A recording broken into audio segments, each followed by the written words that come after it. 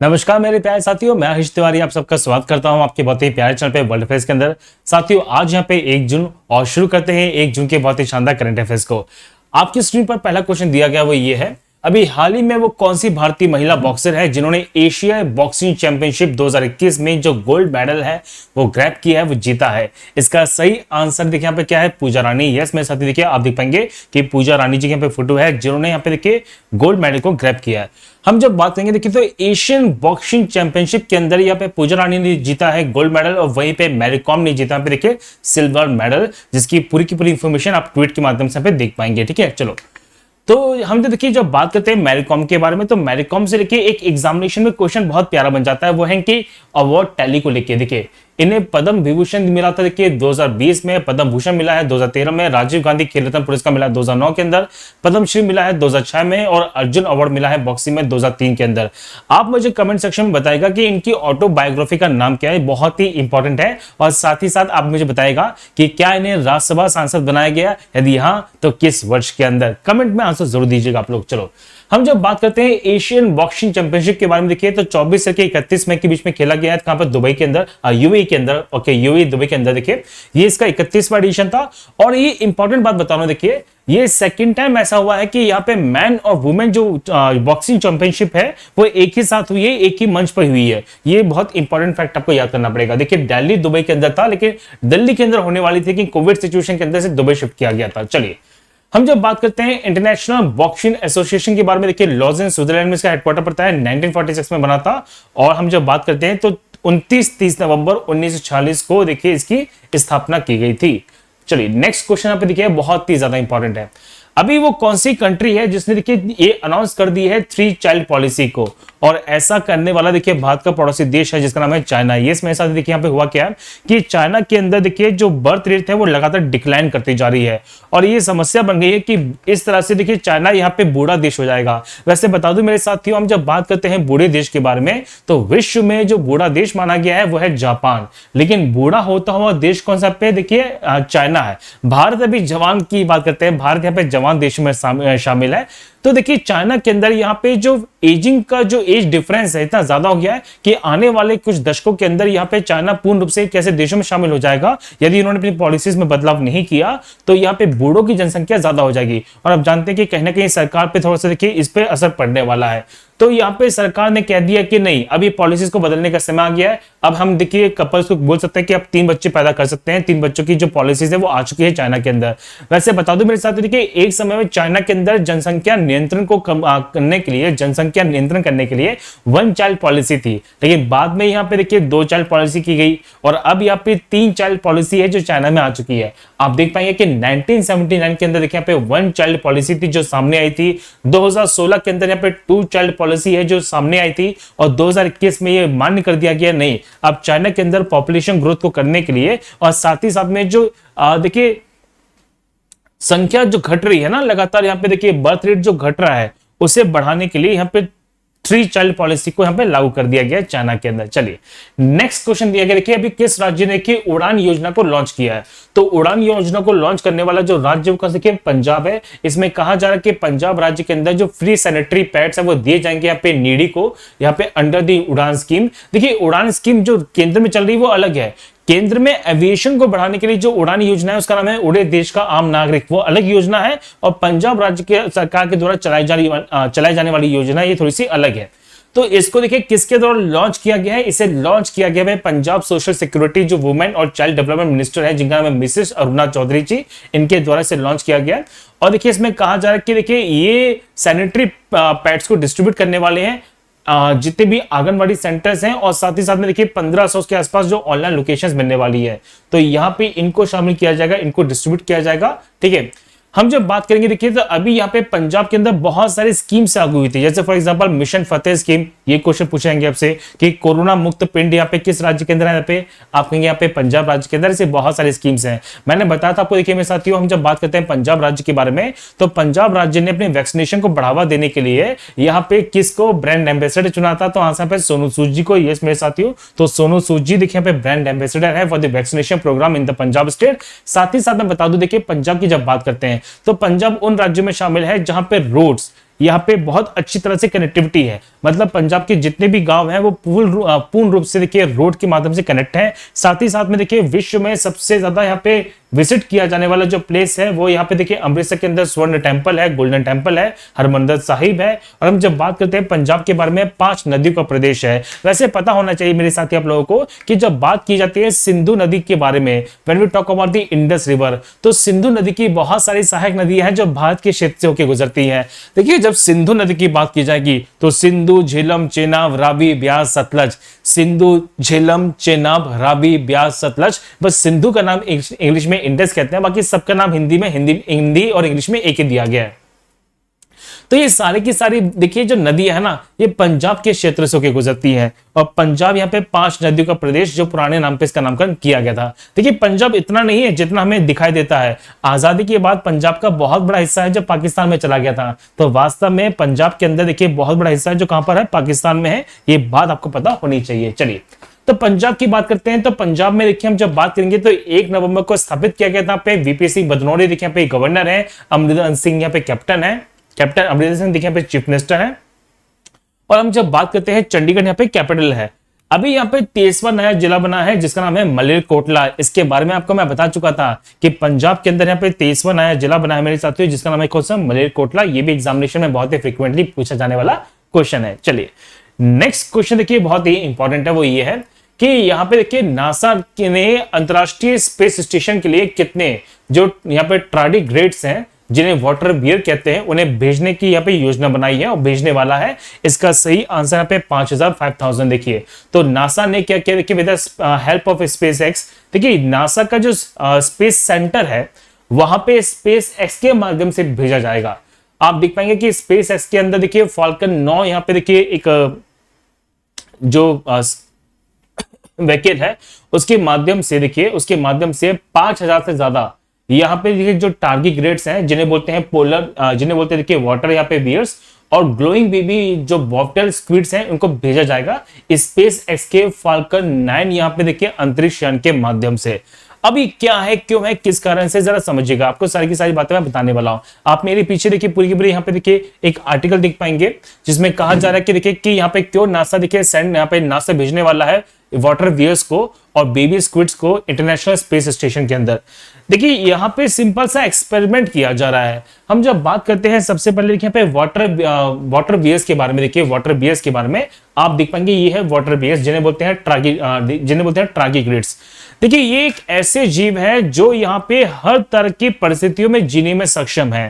देखिए ट्रागिग्रेट्स के बारे में कहा जा रहा है कि ये ऐसे जीव हैं जो कई हफ्तों तक यहाँ पे भोजन के बिना रह सकता है। ये एक ऐसा जीव है जो हर तरह के क्लाइमेटिक कंडीशन में जीवित पाया गया है। ये ऐसा जीव है मेरे साथियों जो ठंडे से ठंडे प्रदेशों में रहता है, साथ ही साथ में पानी जब उबलने लगता है उसमें भी जीवित रह जाता है। तो देखिए इसके अंदर कैपेसिटी है कि ये अपने जीवन की संभावना को बढ़ा सकता है। साथ ही साथ में इसी तरह से जीव मिलता है मेरे साथियों जिसमें हम देख पाएंगे, यहाँ पे आप देख पाएंगे ये जीव है। और हम जब बात करेंगे देखिए जिसे बोलते हैं बॉबटेल स्क्विड, तो बॉबटेल स्क्विड भी कहीं ना कहीं देखिए ट्रागिग्रेट्स के जैसे ही पाया जाता है जिसे बोलते हैं वाटर बियर्स।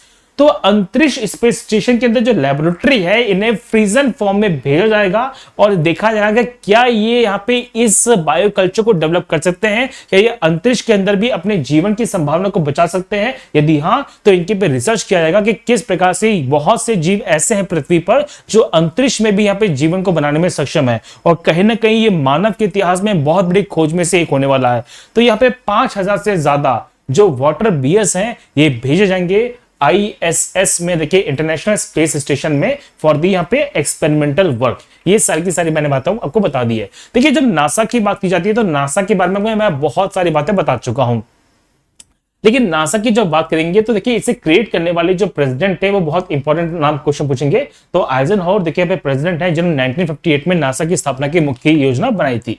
चलिए नेक्स्ट क्वेश्चन दिया गया यहाँ पे, ये अभी हाल ही में किसके द्वारा देखिए हॉर्टिकल्चर जो क्लस्टर डेवलपमेंट प्रोग्राम है वो लॉन्च किया गया है। तो यहाँ पे हॉर्टिकल्चर क्लस्टर डेवलपमेंट प्रोग्राम को लॉन्च करने वाले भारत के देखिए केंद्रीय मंत्री हैं जिनका नाम है नरेंद्र सिंह तोमर जी। यस, तो भारत के जो केंद्रीय कृषि मंत्री हैं नरेंद्र सिंह तोमर जी, उनके द्वारा यहाँ पे लॉन्च किया गया पे हॉर्टिकल्चर क्लस्टर डेवलपमेंट प्रोग्राम, जिसके अंदर यहाँ पे 12 क्लस्टर्स हैं जो अभी 11 स्टेट्स और यूनियन टेरिटरीज में आने वाले हैं। वैसे देखिए पायलट बेस पे परियोजना है जो अभी 12 क्षेत्र में चलाई जाएगी। लेकिन स्टार्टिंग में बता दूं मेरे साथियों, इसे टोटली इंप्लीमेंट किया जाएगा बाद में यहाँ पे 53 क्लस्टर्स के अंदर, जिसमें कम से कम 10 लाख फार्मर्स को देखिए प्रत्यक्ष तौर पर लाभ पहुंचने वाला है और सरकार इसमें 10,000 करोड़ का इन्वेस्टमेंट करने वाली है। अब ये है क्या, जरा समझिए। हॉर्टिकल्चर की जब बात करते हैं तो by using the science technology यहाँ पे प्लांटेशन और यहाँ पे फार्मिंग को बढ़ाया जाता है, उसे बोलते हैं हॉर्टिकल्चर। और हॉर्टिकल्चर के अंदर यहाँ पे क्रॉप का जो प्रोडक्शन है इसे कई गुना करने की बात कही जा रही है। अब भारत में से बहुत सारे क्षेत्र चुने जाएंगे जहां पे चीजें बहुत प्रसिद्ध है, उन्हें उगाने की बात चल रही है। जैसे फॉर एग्जाम्पल हम जब बात करते हैं शोपियान वैली और किन्नौर के बारे में, जो पड़ता है हिमाचल प्रदेश में, देखिए शोपियान पड़ता है जम्मू कश्मीर में और किन्नौर पड़ता है हिमाचल प्रदेश में, यहाँ पे एप्पल्स का उत्पादन किया जाएगा। इसी तरह से लखनऊ के अंदर, कच्छ के अंदर और महबूब नगर के अंदर यहाँ पे आम का उत्पादन बढ़ाने की मांग चल रही है। अनंतपुर जो पड़ता है आंध्र प्रदेश में, थैनी पड़ता है तमिलनाडु में मेरे साथियों, यहाँ पे बनाना का उत्पादन किया जाएगा। साथ ही साथ में देखिए जो नासिक महाराष्ट्र में ग्रेप्स का उत्पादन है, यहाँ पे हम जब बात करते हैं सिपाही जाला के बारे में, यहाँ पे पाइनएप्पल्स का उत्पादन किया जाएगा। साथ ही साथ बता दो मेरे साथियों कि सोलापुर के अंदर और यहाँ पे चित्रदुर्गा के अंदर देखिए अनार का उत्पादन बढ़ाया जाएगा। और लास्ट में हम बात करते हैं वेस्ट जयंतिया हिल्स के बारे में, जो पड़ता है in the state of Meghalaya, यहाँ पे हल्दी के उत्पादन को बढ़ाने के लिए विशेष योगदान है जो सरकार देने वाली है। तो ये भी 12 क्लस्टर्स है जो चुने गए हैं। यदि पायलट बेसिस पे ये परियोजना सफल हो जाती है तो ये परियोजना इंप्लीमेंट की जगह पे 53 क्लस्टर्स में और लगभग सभी राज्यों के अंदर इसका जो इंप्लीमेंटेशन कर दिया जाएगा। देखिए ऐसा नहीं है कि हॉर्टिकल्चर को बढ़ाने के लिए स्कीम पहली बार आने वाली है। यहाँ पे 10वीं पंचवर्षीय योजना के अंदर, जब भारत में पंचवर्षीय योजना चला करती थी, जब योजना आयोग हुआ करता था, तो 10वीं पंचवर्षीय योजना के अंदर यहाँ पे स्कीम आई थी जिसका नाम है यहाँ पे नेशनल हॉर्टिकल्चर मिशन। देखिए हम जब बात करते हैं इस मिशन के बारे में, जिसे बोलते हैं राष्ट्रीय बागवानी मिशन,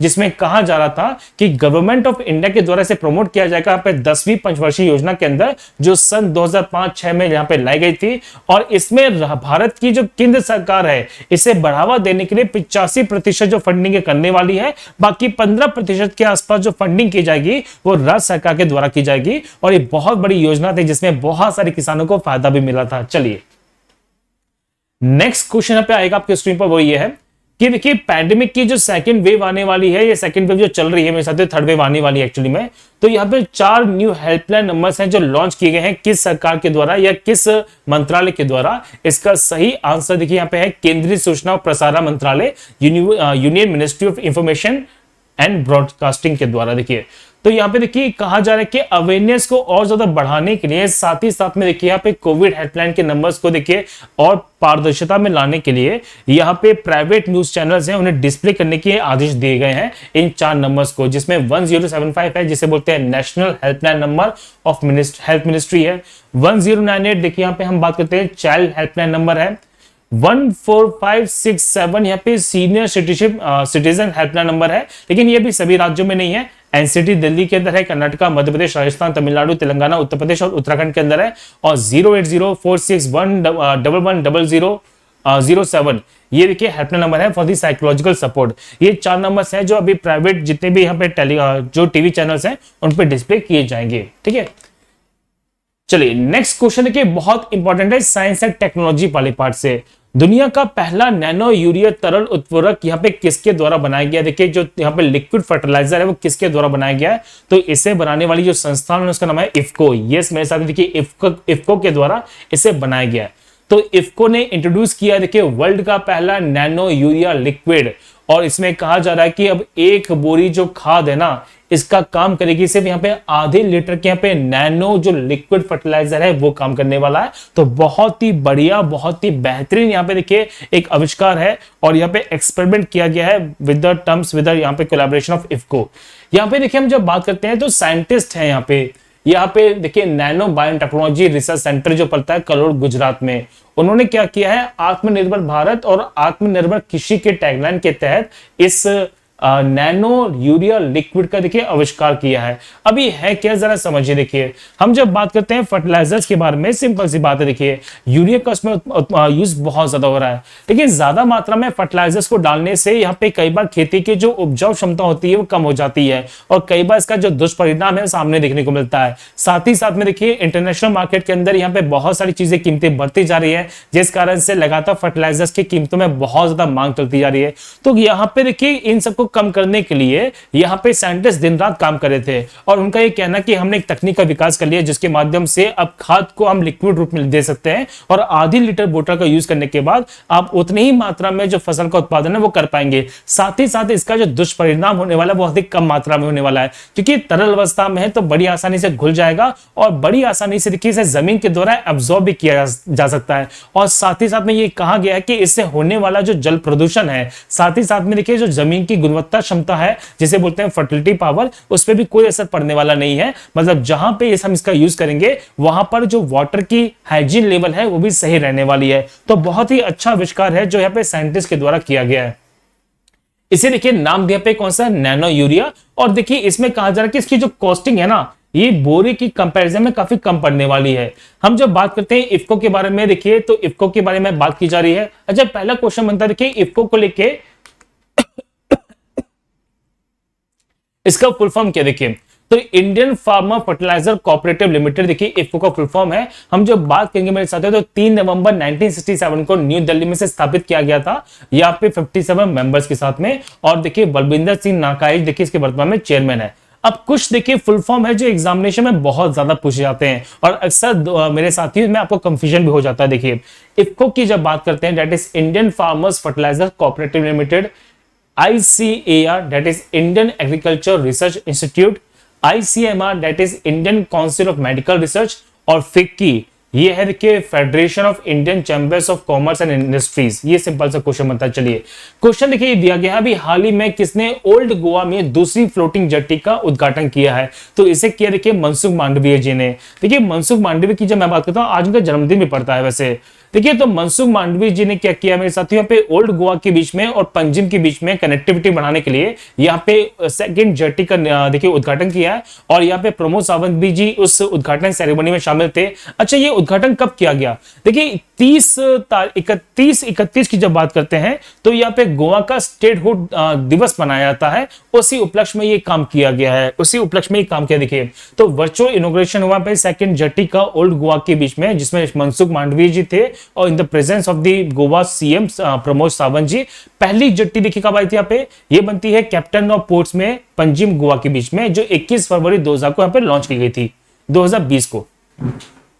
चलिए देखिए, हाँ गोवा के बारे में आपको बता दो एक छोटी सी बात। देखिए जब गोवा की बात करते हैं तो इनके जो गवर्नर है वो है भगत सिंह कोश्यारी। देखिए भगत सिंह कोश्यारी देखिए यहाँ पे महाराष्ट्र के भी गवर्नर है और गोवा के भी गवर्नर है। वैसे बता दूं मेरे साथियों, ये महाराष्ट्र के 22वें गवर्नर है और यहाँ पे गोवा के देखिए 19वें गवर्नर है। मुख्यमंत्री की बात करते हैं तो देखिए प्रमोद सावंत जी देखिए मुख्यमंत्री है, पणजी इसकी एग्जीक्यूटिव ब्रांच में आती है। और देखिए हम जब बात करेंगे इसके आगे तो हम नेक्स्ट बात करने वाले हैं। चलिए बहुत ही इंपॉर्टेंट क्वेश्चन देखिए, इनमें से कौन सा आईआईटी इंस्टीट्यूट है जिसने रिसेंटली डेवलप किया है इंडिया का पहला इंडिजिनस डिवाइस जिसका नाम है एम्बीटेक, जो टेम्परेचर को रिकॉर्ड करने वाला है on the real time basis. इसका सही आंसर यहाँ पे आईआईटी रोपर। यस, तो आईआईटी रोपर के द्वारा देखिए यहाँ पे एम्बीटेक को डिजाइन किया गया है। अब एक क्वेश्चन बनता है सर एम्बीटेक क्या है। देखिए आप जानते हैं कि अक्सर यहाँ पे ट्रांसपोर्टेशन किया जाता है कई बार चीजों का, वैक्सीनेशन का ट्रांसपोर्टेशन है, ब्लड का ट्रांसपोर्टेशन है, बहुत सारे देखिए बॉडी ऑर्गन्स इनका ट्रांसपोर्टेशन होने वाला है। साथ ही साथ देखिए फूड और डेयरी ट्रांसपोर्टेशन है। ट्रांसपोर्टेशन करते समय इन अंगों का या इन चीजों का जो टेम्परेचर वो फिक्स किया जाता है और एक थ्रेशोल्ड टेम्परेचर को सेट कर देते हैं ताकि टेम्परेचर से आगे ना बढ़े, क्योंकि अगर टेम्परेचर ज्यादा बढ़ता है तो गारंटी से वो चीजें खराब हो सकती हैं। लेकिन कई बार होता क्या था कि हमें उनके बारे में सही जानकारी नहीं होती थी। तो ये एम्बीटेक जो डिवाइस है ये टेम्परेचर को देखिए लगातार मॉनिटर करता रहेगा और अगर टेम्परेचर यहाँ पे थ्रेशोल्ड से ऊपर जाता है तो ये अलार्मली आपको देखिए इंफॉर्मेशन दे देगा कि नई चीजें खराब हो सकती हैं। तो आप उसी वक्त यहाँ पे बहुत ही बड़ा स्टेप ले सकते हैं उन चीजों को खराब होने से बचाने के लिए। अक्सर ये देखा गया था कि ट्रांसपोर्टेशन के अंदर ये चीजें अक्सर खराब हो जाती थी। देखिए कई बार यहाँ पे ग्रीन कॉरिडोर्स बनाए गए थे। अगर हम बात करते हैं ह्यूमन बॉडी जो ऑर्गन्स हैं उनके ट्रांसपोर्टेशन को लेके, अगर कोई व्यक्ति स्वेच्छा से कोई दान करता है बॉडी के अंगों का तो उसे देखिए ट्रांसपोर्ट किया जा रहा है, ऐसे बहुत से आपने किताबें पढ़ी होंगी, देखिए बहुत से आर्टिकल्स पढ़े होंगे मेरे साथ, किताबों में भी इसका वर्णन मिलता है, बहुत सारे आर्टिकल्स भी हैं, बहुत सारे न्यूज चैनल्स में भी इसकी इंफॉर्मेशन दी जा चुकी है कि जब यहाँ पे किसी बॉडी ऑर्गन को एक जगह से दूसरी जगह पर ट्रांसफर करते हैं, उसके लिए ग्रीन कॉरिडोर्स बनाते हैं ताकि वो ट्रांसपोर्टेशन है वो बड़ी आसानी से हो जाए।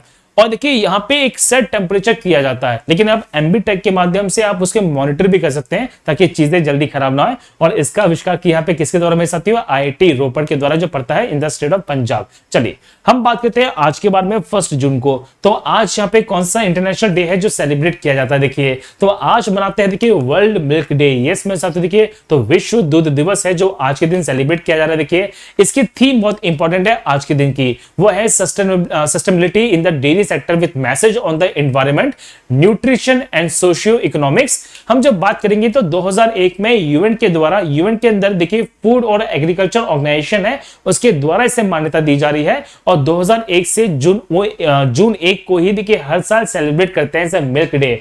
वहीं पे हम जब बात करते हैं भारत के बारे में, तो भारत में वर्गीसी कुरियन के नाम आपने गारंटी से सुना होगा। देखिए हम जब बात करते हैं, कहा जाता था father of the white revolution, Bharat में श्वेत क्रांति के जनक यहाँ पे कौन से, वर्गीसी कुरियन। और इन्हीं देखिए यहाँ पे इन्हीं के जन्मदिन के उपलक्ष्य में मनाते हैं राष्ट्रीय दूध दिवस, यानी कि नेशनल मिल्क डे, याद कर लीजिएगा। आज की जब बात करेंगे देखिए तो आज है पे इंटरनेशनल चाइल्ड प्रोटेक्शन डे 1 जून को, ये भी इंपॉर्टेंट क्वेश्चन बन सकता है। साथ ही साथ में साथी देखिए सत्येंद्रनाथ टैगोर का देखिए आज जन्मदिन पड़ता है। आप जानते हैं कि भारत के पहले जो इंडियन सिविल सर्वेंट थे वो थे यहाँ पे सत्येंद्रनाथ टैगोर, जो रविंद्रनाथ टैगोर के यहाँ पे बड़े भाई भी थे। चलिए मेरे साथियों, ये था आज का हमारा स्पेशल सेशन। चलिए अब आते हैं वीडियो के सबसे इंपॉर्टेंट पार्ट पर। देखिए अनअकैडमी पर आपके लिए बहुत कुछ नया है, आप अपनी तैयारी को सबसे अच्छा बूस्टअप दे सकते हैं with the learning platform Unacademy. Simply कुछ नहीं करना, आपको अनअकैडमी का जो लर्निंग ऐप है वो डाउनलोड करना है, जहां पे आपको बहुत कुछ मिलने वाला है। डेली लाइव क्लासेस हैं, लाइव टेस्ट एंड क्विज हैं, इंडिया के टॉप और बेस्ट एजुकेटर्स के द्वारा देखिए आपको मेरे साथियों यहाँ पे स्ट्रक्चर कोर्स मिलने वाला है। और सबसे इंपॉर्टेंट बात यह है कि अभी यहाँ पे एसएससी के लिए देखिए बहुत ही शानदार बैचेस आने वाले हैं। मेरा खुद यहाँ पे बैच आने वाला है फॉर द इंडियन ज्योग्राफी, तो उस बैच को ज्वाइन कीजिए, बहुत कुछ नया मिलने वाला है। आप देखिए यहाँ पे अपनी एसएससी की प्रिपरेशन को बहुत ही ज्यादा बूस्टअप कर सकते हैं विद यहाँ पे संकल्प बैच और सफलता बैच। और ये बैचेस मेरे साथी शुरू होने वाले हैं यहाँ पे कल से, यानी कि 2 जून से। तो 2 जून से ये बैचेस शुरू होने वाले हैं। तो किसी भी बैच को ज्वाइन करने के लिए सिंपली यूज कीजिए मेरा कोड यहाँ पे HTSIR10। आप गलती से भी ये फीस पे ना कर दीजिएगा, यूज कीजिए मेरा कोड यहाँ पे HTSIR10 and the prices will fall down. आपको 10% का ऑफ मिलने वाला है। और मैं बता दूं मेरे साथियों कि इंडिया का सबसे बड़ा देखिए यहाँ पे कॉम्बैट होता है SSC कॉम्बैट, तो इसको देखिए सिंपली अनलॉक करने के लिए यहाँ पे मेरा कोड यूज कीजिएगा HTSIR10, अनलॉक कीजिए, पार्टिसिपेट कीजिए, बहुत सारे स्कॉलरशिप जीतने का आपको मौका मिलने वाला है। तो all set, let's crack it. और साथियों आपको पीडीएफ का मिलने वाली है, देखिए तो पीडीएफ मिलेगी यहाँ पे आपको टेलीग्राम चैनल पे हरीश तिवारी सर अकेडमी। जो बच्चे अभी तक मेरे से टेलीग्राम पे नहीं जुड़े हैं वो जुड़ जाइए with the same name Harish Tiwari sir academy. और यहाँ पे देखिए मुझे एप्लीकेशन पे फॉलो कीजिएगा, जहां पे आपको मेरी बहुत सारी स्पेशल क्लासेस मिलने वाली हैं। तो साथियों ये था आज का हमारा करंट अफेयर्स। मैं उम्मीद करता हूं आपको बहुत सारी चीजें पसंद आई होंगी। चलिए तो पढ़ते रहिए और घर पे रहिए, सुरक्षित रहिए। जब तक के लिए जय हिंद, जय भारत।